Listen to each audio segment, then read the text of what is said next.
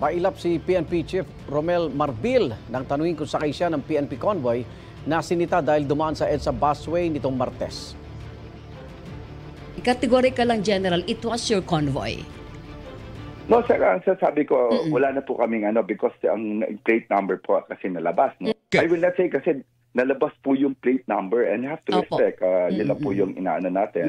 There's an emergency and there's an issue that we have to resolve. There's a law na talagang pag-emergency, you can use the bus lane.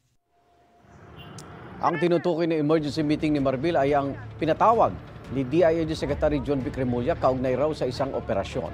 Ang sabi lang ng PNP Public Information Office, mga senior PNP official ang sakay ng convoy pero walang pangalang binanggit.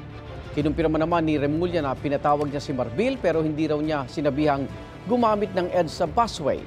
Inibisigan daw ng DILG kung may nilabag ang convoy sa insidente. I did not give instructions to violate any traffic laws to get there. Kahit ako, hindi ako gumagamit ng busway. We have a firm agreement with the MMDA that there is a zero tolerance policy. Well, number one is the regular policy, but number two, it'll be investigated as whether it is an abuse of authority or not.